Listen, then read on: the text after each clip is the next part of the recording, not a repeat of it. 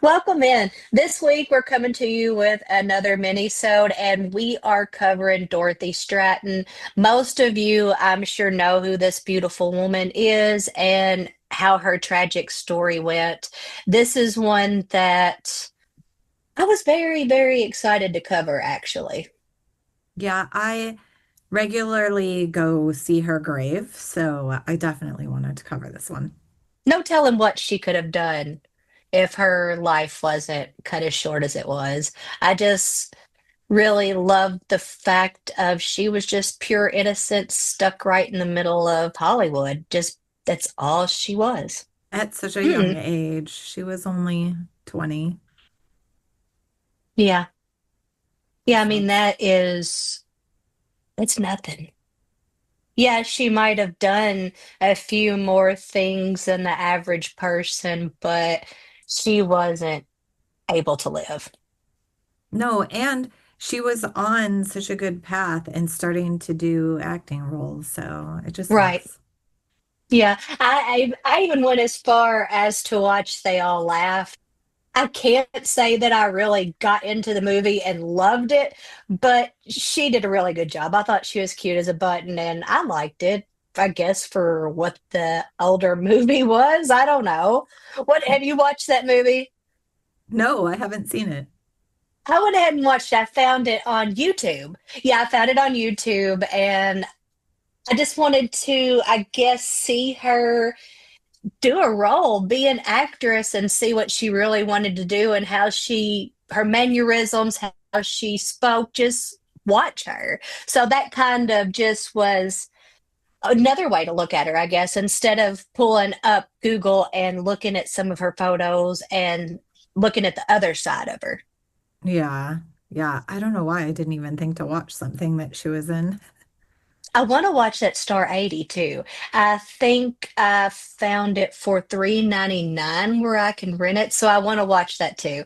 That's going to be another one that I get here pretty soon and sit down with as soon as I have time to sit down and watch something. You know how that is. We've both been super busy here lately. Yeah, report back after you watch it. I definitely will. But I guess we're ready to go ahead and get into the story of Dorothy Stratten. This is, like I said, a mini-sode, and we are just super excited to bring you her story. Even though it's tragic, I think it's a story that needs to be heard. Agree. Born Dorothy Ruth Hoagstatten on February 28th, 1960 in Vancouver, Canada, she was the daughter of Dutch immigrant parents Simon and Nellie Hoagstratten. Dorothy had a brother John and a sister Louise. She was known by classmates as sweet and kind, the girl next door type who fit in well, but she didn't really fit in with the sports crowd. Instead, she hung out with the cooler, more artistic type. To help support herself, she took a part time job at a Dairy Queen, the same place that would lead to her fateful meeting with Paul Snyder. Now, at 17, while working at the Dairy Queen in 1977, she caught the eye of Paul Snyder, a 26-year-old nightclub promoter and pimp. He was characterized by his flashy style and shady background. He persuaded her to pose nude and even resorted to forging her mother's signature on release forms to submit Playboy's photos to the 25th anniversary Great Playmate Hunt, and that was in 1978. Though initially shy, Dorothy's beauty and poise eventually won her Miss August of 1979. In 1978, Dorothy moved to Los Angeles for a test shoot, adopted the stage name Stratton, and made her screen debut in films like Skateway USA, Galaxina, and Buck Rogers in the 25th Century, as well as TV roles on Fantasy Island, and she also was on the Buck. What? Skate Town, but it's okay. I think you said Skateway, so I did, and do you want to yeah. know why? We're gonna No. have to. We're not gonna go back on that. I want to tell you why I said Okay. because that is an old skating rink Uh, in our town. So that's why I said that. That's funny. So thank you, Don, for correcting me. It's Skate Town, USA, and the name of that place is actually Skateway USA. So that's that's funny. why my mind automatically did that. Thank you for pointing that out because I would have went completely right over it, and somebody would have researched and found this little skate rink that used to be opened, I guess, where I live, maybe. Or I'm probably sure there's a lot of skate ring USAs. Okay, now back to Paul Snider. He was her self-appointed manager, stylist, and now he's her fiance. He was right beside her, though Dorothy had won attention for her natural beauty and gentle demeanor. Paul had orchestrated all of that. He was behind the camera, submitting her photos, booking her flights. He made sure she had an outfit that turns heads. Dorothy was the face, and he was the machine behind it. At first, that arrangement, it seemed to work, but as we're going to see, that's not the way it ended. They got a modest apartment near West Hollywood, and she began working at the Century City Playboy Club. Now, she was wearing the bunny costume at night and while spending the day on photo shoots and auditions. So it was kind of the night and day was totally different. She impressed everyone, photographers, producers, even Hugh Hefner himself. Her humility set her apart from other centerfold hopefuls. She was poised but quiet, respectful but undeniably, let me speak, luminous. In June of 1979, barely a year after her arrival in LA, Dorothy and Paul got married in a small Las Vegas ceremony. But beneath the glamorous rise was a relationship built on control. Snider was not well liked in Dorothy's circle, and at the Playboy Mansion, he was considered obnoxious and opportunist. Nicknamed the Hustler, Hefner's protective band of on the girls banned Snider from the mansion after several complaints from staff and playmates. They didn't want any of his type around that place. According to accounts, former Playboy staff and other models, Snider kind of gave off a bad feeling. He was very possessive of Dorothy, always within arm's reach and always speaking to her. His influence over her began to raise red flags. He would choose her clothes. He oversaw her schedule. He tried to negotiate on her behalf, but without any of her consent. While Dorothy's star was rising, Paul's grip was tightening. He saw her not as a partner, but more so as a product, his product, a means to something he could never achieve himself, and that would be the fame, money, and admiration of others. In private, he tried to reunite their bond. He bought her gifts. Probably with her money.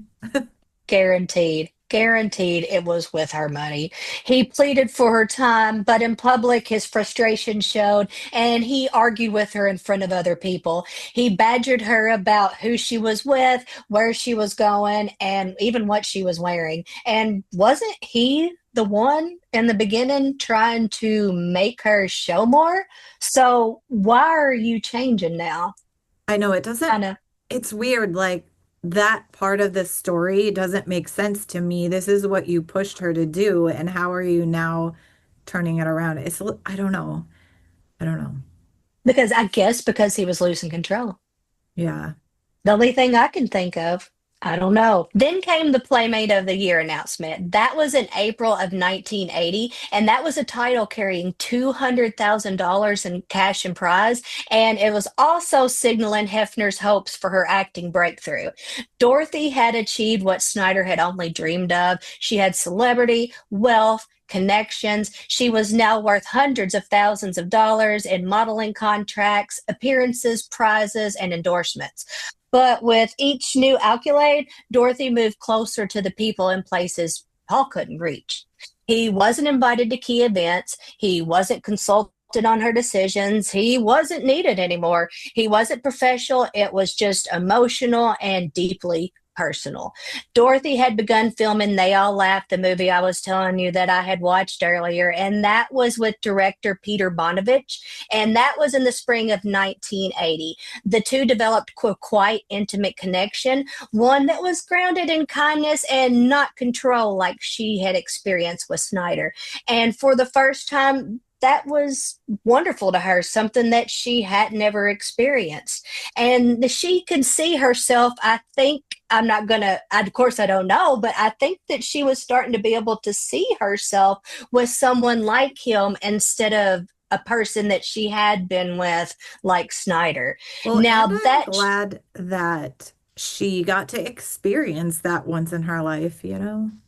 I know he seemed very, very obsessive, but he was good to her, and at least she did have that little bit of somebody treating her right and doing things for her and not trying to control her, just trying to lift her up. I don't know if maybe the where I'm getting the little obsessive thing come after her passing or what, and just things that I've watched. But you are right. Like she had that time to experience someone actually caring for her. So that I'm glad that she did get that. Me too. Yeah, that, like I said, though, that shift and her getting that extra loving attention, that shattered Paul. He hired a private investigator to follow her. He rummaged through her belongings. He called producers pretending to be her manager. He even showed up unannounced at the They All Laughed set in New York. That was making everybody, including Bogdanovich, deeply uncomfortable. And I know that I stutter with his name a little bit. I'm doing the best I can. I'm sorry. I do not mean to mess up your name. But when Dorothy returned to LA, she immediately moved out, but not into her own place. She moved into Bogdanovich's Bel Air home. And with that, Snyder's delusions of control, they were broken. It was over for that.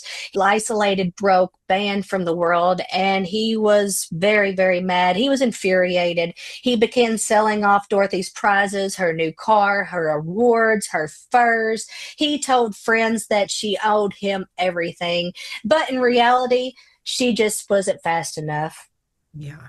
So fast forwarding to August 13th, 1980, Snyder, he got a 12 gauge shotgun, and the next day, Thursday, August 14th, Dorothy had gone to meet him at that West Hollywood apartment, and they were going to finalize their divorce, and she had a payment of $1,100 to give him. However, later that evening, their roommates, who weren't really sure where they were, but they thought maybe they reconciled. So around 11 p.m., they discovered Dorothy and Snyder's bodies in the bedroom. They were both nude and they were both shot dead by the shotgun. And Mm. investigators also confirmed that Dorothy had been raped and executed, and then Snyder turned the gun on himself. So again, August 14th, 1980, her life was tragically cut short. And the thing is, so there's a lot, and we can talk about this after we get through the actual story, but there's this thing about celebrity and obsession and all of that money, fame, and everything. So it hit that industry of Hollywood really hard, and it sparked, grief, outrage, scrutiny. Playmate of the Year wasn't just a title, and it embodied glamour and vulnerability too. Dorothy's violent murder by her estranged husband, Paul Schneider, showed the dark underbelly of this type of fame and any kind of celebrity, really. Mm. It exposed an intersection of domestic violence, exploitation, and sometimes predatory nature of celebrity culture. So this was featured on the Playboy murders, and in that show, Mhm. they had interviewed Mickey Garcia, and she used to work at Playboy. And she said, this death was traumatic and it was a big wake up call and a culmination of toxic cycles that had gone unaddressed. She also testified that months before the murder, she did warn Hugh Hefner that Snyder had a criminal past, including pimping and drug charges, and that he posed a threat. Unfortunately, her pleas didn't start up any type of action against him. And after she passed, Playboy's response was more damage control. They silenced the playmates and, they tried to keep all the media down rather than confronting these systemic issues from what happened. The story of Dorothy's fate found its voice almost immediately, and that was in different forms. Released in 1981 was Death of a Centerfold.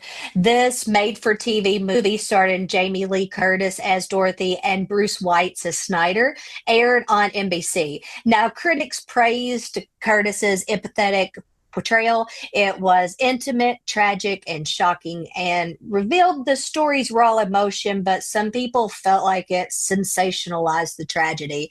Uh, yeah, I can kind of see how it might have bothered some people. I don't know, I kind of feel like a lot of movies about true crime stories, you could say the same thing, where some people think, hey, this is great awareness for the story and for future people that may be going through the same thing. But other people say it's exactly exploiting the story and sensationalized. So I get both views. I do too.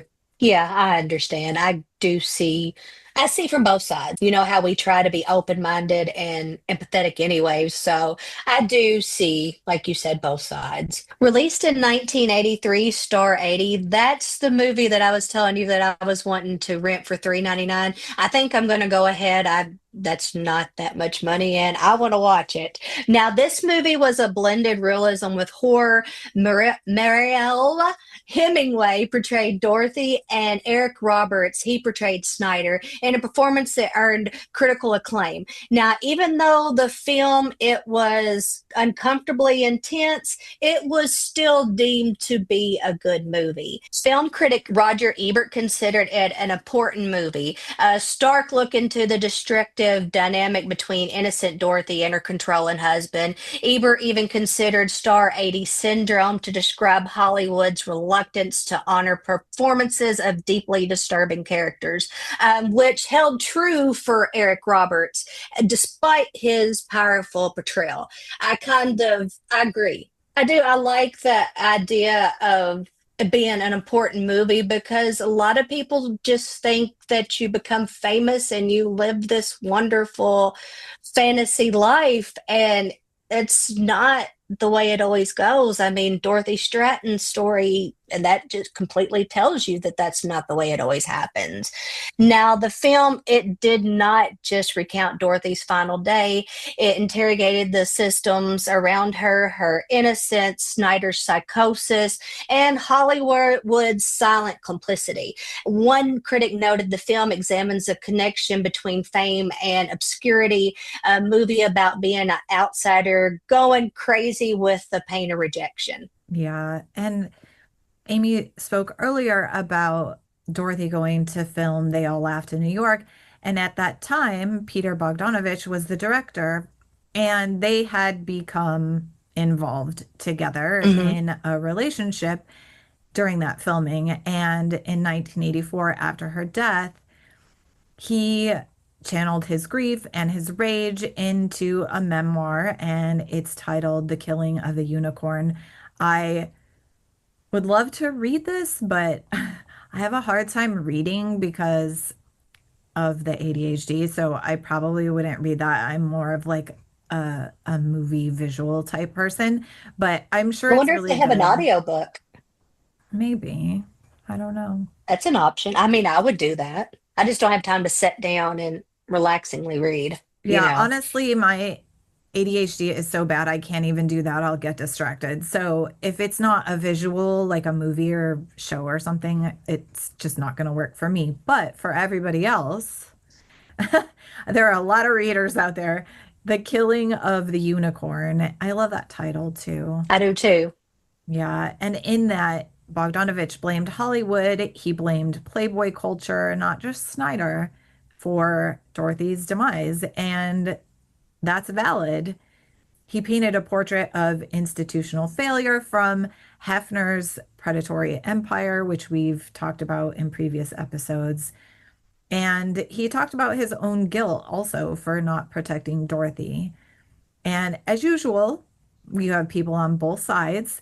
Some praised the book for its brutal honesty, others criticized it as self serving or sensational, kind of like what we just talked about with the movies. And Bogdanovich later married Dorothy's sister Louise, I don't know how I feel about that. I mean, I wasn't in that situation. I don't know. Right. I'm not going to judge, but I will say that at the cemetery that I go to, Peter Bogdanovich and Dorothy Stratten are buried right next to each other. So they are there together. And so her sister Louise and Peter, they had obviously a complex bond. I'm sure they went through public scrutiny from also being together. However, in his book, those words carried a punch. And he said Dorothy was prey to a web or a trap of objectification and male entitlement, and who was responsible. So, I'm sure it's an amazing read. And I would guess if you go through something like this and you're going to write a book, it's all truthful and brutally honest. And Yeah. there's nothing wrong with that. I don't think that's sensationalized. I went a little bit further and watched some pretty interesting things on YouTube about Dorothy, and it said that Hugh Hefner actually had a heart attack after Bogdanovich was accusing him of being part of the reason why Dorothy Stratton had been murdered. And it also was talking about how they had possibly had this relationship when her sister was 14, but that was going back and forth between the two of them in a feud. So, I mean, that it started like an all out war between them, Oh, I don't know anything almost about like a that. pissing contest, you know? Yeah, I don't know anything about that, but I'm sure he felt guilty. Even that woman said, Mickey said, I went and told him I was concerned and he didn't do anything. And I'm sure he Yeah, felt guilty. yeah. I mean, it just seemed like even though neither of them men murdered her, they just like stood there with that pissing match, just accusing each other. Well, you're the reason this happened. And I mean, it's Yeah. really pointless. We know, yeah, it's just sad. And it's extra pointless if you aren't going to take that experience and change anything about the way that you're doing stuff at Playboy. So Mm, there's one part of it being his guilt in what happened. And I know one of the things that I saw said that he felt guilty that he banned Paul Snyder from the mansion because he felt like that made things worse. So there are probably different levels of grief and guilt that Hugh Hefner was going through. And obviously, this is just what I think. But if you're not going to take this experience and change the way you're doing things, what's the point of any of saying anything about anyone else or pointing fingers, you know? I personally think that he made the right call by banning Snyder from the Playboy Mansion because that was another way that he felt like he had control. Well, also, he could have met another girl and this could have, So easy. he could have taken advantage of someone else.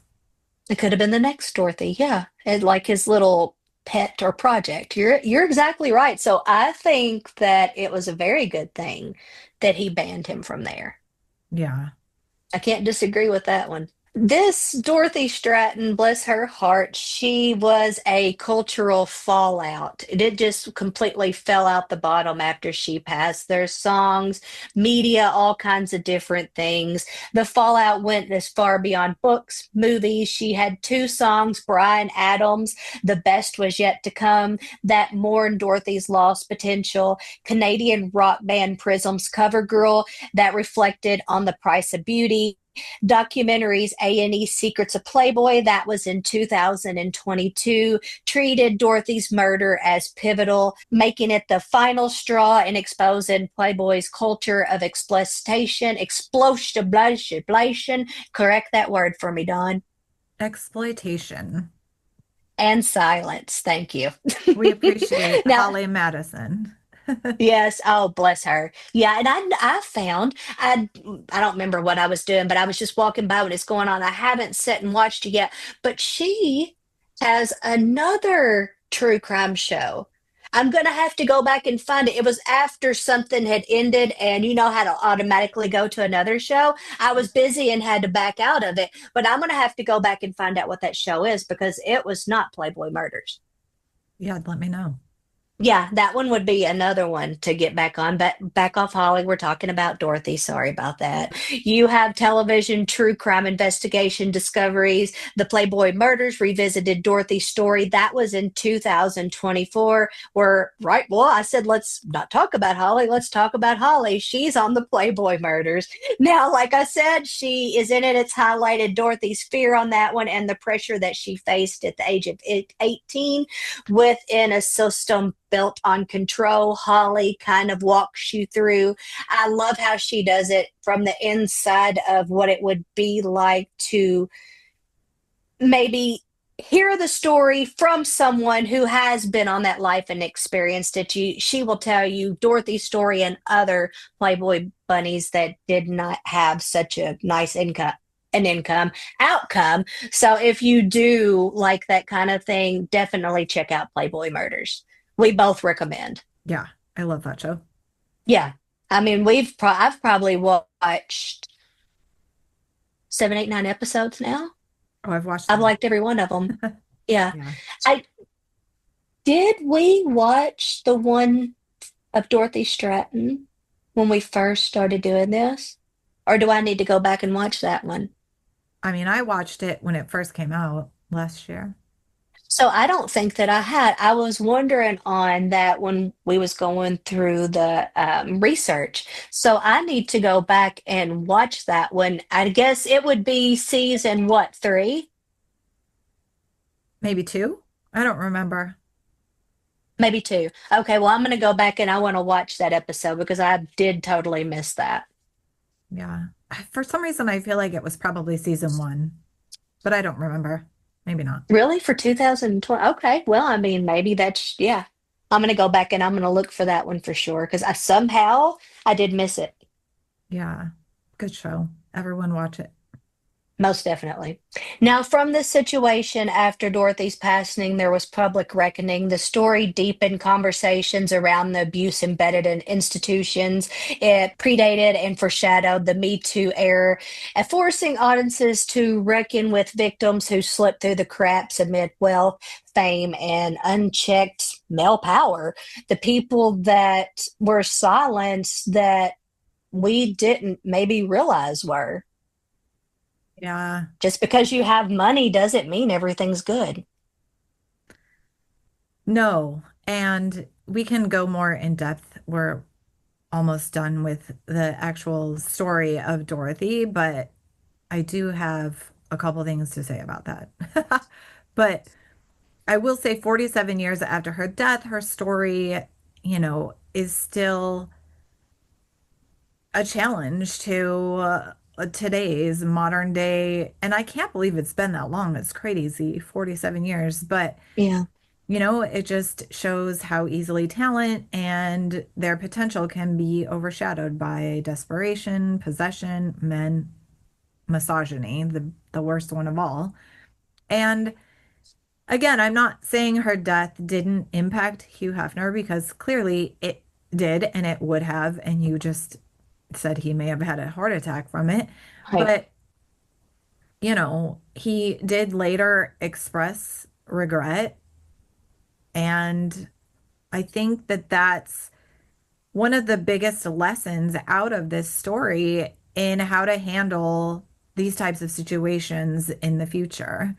And obviously, Bogdanovich, who was her boyfriend at the time of her passing, he has, I'm sure, or had, sorry, he's passed on, but I'm sure he had an immense amount of guilt, maybe even more so than grief. I don't know. And I then, don't think he ever got over it. yeah, her sister Louise, who I said then married Bogdanovich, went through scrutiny in the media, which probably felt shitty after losing Mm. her sister. But we don't know. We weren't there. Their grief clearly bonded them. And that's just what happened. I mean, I don't know how. Dorothy would have felt about that. It's not my business. It's not my place. Mm-mm. I don't judge. But the good thing is her voice wasn't silenced as you just went through. There were songs, there were documentaries, there are TV shows, and all kinds of different things that highlighted her life and the tragedy of her death. So those things always are good to spark conversation and debate and how do we change things of how we're doing this culture. So, she became sort of like a symbol for that, which isn't obviously what she wanted with her life, but that was what happened. And, if anything, we try to always say that Amy and I want to highlight victims, and this is another one Mm. of those cases where how do we change this? So Right. I don't know. He wasn't, well, I guess he was kind of a stalker. He showed up on her movie set in New York, right? So Yeah. my friend Lenora Claire, she has had this really, really scary stalker for a long time. And he's also stalked like Ivanka Trump and the Kardashians and other celebrities as well. They met at an art show many years ago. And when I say he's scary, you don't even know. So she has been doing her best with that, with keeping safe, to try and help other people and change the laws. And she's been working with Adam Schiff, who is here in California, and she's worked with the FBI, local law enforcement, and she just actually started a podcast as well. So, It's nice. yeah, and she's always willing. I've had a couple people that I know that end up with stalkers, and it doesn't even have to be a relationship stalker. People can have Mm. all different ones, not even a dating stalker. So, So true. a couple of times I've sent her people that I know, hey, my friend is having an issue, and she always is like, connect us and I'll help them. She's amazing. Nice. So, if anyone wants to just look up her story, it's Lenora Claire. But if you're having an issue, she has an email that you can use and she will try to help you if she can. Unfortunately, a lot of it is state law Mm. in these types of circumstances with stalking or even murder or any, like, a lot of things are state law. So, unfortunately, there's no one set of rules or laws to this kind of stuff, but you know, you can help in this fight. Everyone needs to push for things like a central database. I want to know. Let me go look up police records. Not all states Mm. have public police records, Right. and you can't see, does this person have restraining orders or any of that kind of stuff. I feel like that's a bare minimum of what we can do to kind of fix these types of situations. Right. I mean, why couldn't we have a general public? You wouldn't want to put somebody's business all the way out there, but if you could maybe highlight, hey, maybe this person's had a few domestic violence issues, or maybe alcohol intoxication, public, just any little thing that you may not want. You may not want to be with somebody that was getting rowdy in public all the time or has been in domestic abuse situations. So I think that would be helpful. I don't know Yeah. how you would go about that, but it would be nice. Well, that's some of the stuff that she's trying to do on her side of Right. it. It's just one person can't do it all. Everybody needs to speak up. And also, if you have a domestic violence charge on your records, you should not own a firearm. Done. I don't care what anyone thinks about what I just said. You should not own a firearm. In Kentucky, you cannot. Well, that's good, but not Yeah. everywhere is like that. And Right. I speak from experience. The guy who killed my niece had, some stuff on his record, nothing major, but he did have some sketchy things and shouldn't have had a firearm. And he did. And he held my sister and my niece and my nephew at gunpoint before he murdered my niece. So I feel very strongly about this. And if you don't feel the same, I don't know. That's how I feel. And you shouldn't, if you can't control your emotions and you're a domestic violence person, you shouldn't have a firearm. That's it. Yeah. It's, I know that's a Yeah, big I debate. mean, it's definitely not the firearm's fault. You can't lay it down and it's going to go shoot somebody. It's whatever state of mind that the person that has that firearm or what their intention is. So I'm definitely not against guns over here. I just feel like maybe we should be a little more careful with whose hands we put them in. Exactly. I'm not either. We own a firearm for protection. I go to a shooting range. I shoot a gun. We own a gun. I Right. I'm not against people owning firearms for Right. protection. And I mean, I'm not here trying to say that this is how it should be done or that would be perfect if you did this. I don't know how to do it. Yeah. I just feel like it's something that needs to be done. And I know this totally sort of got off topic, but it just organically came up. Well, I mean, yeah, not really, because that's a big, like, who can get a hold of weapons is a big thing sometimes for domestic violence. Sometimes these individuals did get a hold of a weapon and shouldn't have been able to, and it was relatively easy for them to do so. Well, So, and yeah, that's I mean, how Schneider killed Dorothy Stratton. So, okay. And also, now that I'm thinking about it, he shouldn't have been able to even get one legally because he didn't have a citizenship, correct? If you cannot work legally, was you able to legally obtain a firearm?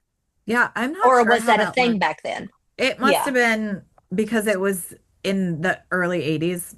There probably weren't as many laws or any. I'm not sure. you're probably right. I remember riding in the back of the truck with my dad's gun over the right above our head, So, yeah, you're right. Oh my God, that's so Remember the dangerous. built-in gun holders on the truck? Or Oh, you're from no, Ohio, you had to have seen it. no, I don't know anything about Really? that. There's a built-in holder. Who knew? Yeah, my dad was a hunter, and in the back window there'd be this thing, and there'd be guns hanging up in there. Oh my God, that's hilarious. That's country, isn't it? That doesn't sound safe, but I guess if it's a holder meant for that, I don't know. We even had those decorative holders in our house where you open it up and slide it out, and the bullets are in it. Yeah, that was a big thing in my house growing up. Dad hunted rabbits, squirrels, deer, all that stuff. So yeah. Yeah. And again, that's fine. Your shit needs Mm, to be locked up and secure. That, like, I don't debate gun ownership. no, just don't. We don't need to flag them around like we did in the 80s. Exactly. Ride around with them hanging on the window in the back of the truck. Oh my God, that's so funny. Oh no. I'll stop I have now. to find a picture and send it to you of what it would look like. I know I can Yes, find one somewhere on Google. please do. We can post it for everybody to see. Yeah, me riding around the 80s. Oh no. Yeah, so, you know, I feel like also going to that same cemetery and just down the row from Dorothy Stratton, and this can be a different episode, is Dominique Dunn, who was killed by her Mm. boyfriend. And there are plenty of celebrities who end up with stalkers and who have been killed. So, Yes. it's being famous. I mean, sure, it has its benefits, and I'm sure those people love being acknowledged and all that, but it also comes with some possible downfalls, including maybe even your life. So, Yeah, I mean, you could have someone who maybe follows your work and feels like they know you personally when reality they do not. And maybe that could make them feel entitled to take their actions to a step that is not appropriate. That can happen very easily. And I don't think people really understand how easily that can happen. No, and that even as small as like a TikTok creator or a Facebook person, like when you guys are live at a cemetery, or Tim or anyone that I'm Hmm. modding for, I refuse, even if Tim says where he is, which he has stopped doing it, and I'm glad. Even if someone says where they are, I will not give even the city that someone's in, maybe the state, but I have started saying in the Midwest. Just for Right. this very reason, Tim had someone show up at a cemetery and yell at him, and I'm I not going to be missed that one. responsible. Yeah. I've had people show up, but nobody ever yell at me. Yeah. So Exactly. he stopped saying where he is because of that. And I never did. I have always felt very strongly about this. So even like I said, if the person that I'm modding for says where they are, I never, ever, ever repeat that in text because I don't, I've seen, Trinity's had people show up at locations at in the middle of the night. So it's Mm. not safe. People are crazy. And I feel like Brett and we're Lizzie. getting, Remember when yeah, Brett and Lizzie had it happen? Yeah. yes. I feel like people are getting crazier. So, and more entitled. And I unfortunately think this stuff is going to be happening more than less. I hope So not. I keep locations to myself. But in Yeah. I, general, oh, go ahead. The only time we ever say exactly where we're at is for a location and you're safe in there and you know that there's no way of anybody. You know what I'm saying? When we was at the Demon House, then the Monroe Demon House, we said where we was, but we were in there, we were safe, locked, surrounded by cameras. So that's a little bit different. But if you're out like Tim was in a cemetery, there's no protection. So yeah, that's really scary. Yeah, well, Brett and Lizzie were at a locked Big, location. yeah, it was a huge one.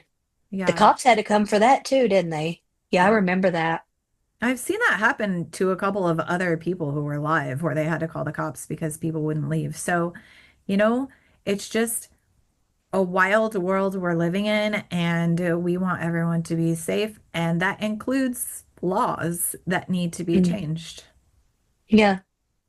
The more you know, I mean, we gotta be very, very aware of our surroundings and what's going on because there's people that do not have good intentions for us whatsoever, and they're lurking around us everywhere. Yeah, it sucks. And I, a couple of years ago, got held at gunpoint in an armed robbery. I don't know if I've ever said that on the podcast before, but one of the things that came from that, besides horrible PTSD, which I still have, is that everywhere I go, including in my car, if I'm sitting at a light or something, I am always aware of where I am and how I can get out. So Yeah. everyone, if nothing else, if that's the thing you get out of this, and I know we've talked about that before, just be aware of your surroundings and always know where you can leave if you need to. Yes. And I don't know about you, but when I get in my car, like especially if I'm waiting on Shannon and I didn't want to go in and I'm sitting in the car, if he runs in somewhere, I lock the door. Oh, always. My doors are always I locked. Yeah. And if I Yes. sit at a red light, I always have my car back far enough where I can leave. I don't pull Mm. up to the car in front of me or I can't move and get out if I need to. It's sad that women have to think like that, or anybody really, but for the most part, to be a woman in this day and time, it's scary at times. Well, yeah, and you hear all of these stories, and I never know if they're true or not, where they'll say, oh, someone will put money under your tire so that you bend over to pick it up and then you're distracted and they shove you in your car or whatever. Or they mark your tires because they see that it's a woman getting out of her car. And when you go into the store, they mark your tires to follow you. Or they do things to like slash your tires, whatever. All these stories, and you hear, oh, this is happening around the country now. And I never know if it's true. But again, just be aware if someone shoves a bottle under your tire when you're parked at the grocery store, kick it away and get in your car as fast as you can. Like, I don't know if Mm. that's true or not, but always treat it like it is. It's better to be safe than the alternative. And I'll never take anything off of my windshield wiper either. Heck no. Just drive with that shit on your car. That's what I do. Mm.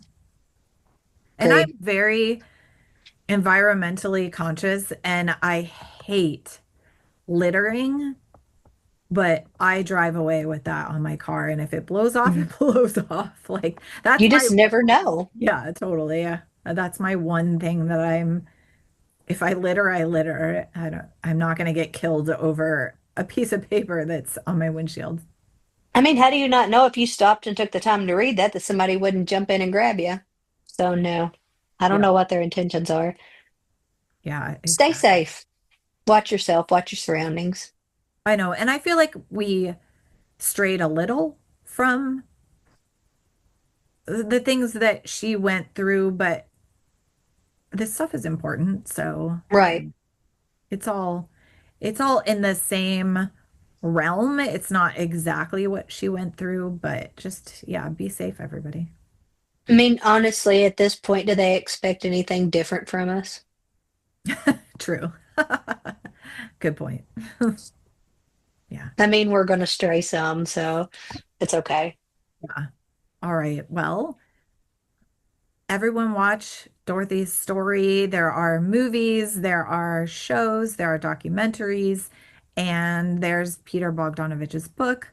So everyone find out her story more than what we just told you because this sure was a recap, but it was very brief and Mm. she's beautiful and go look up her pictures and all that and enjoy learning about her life.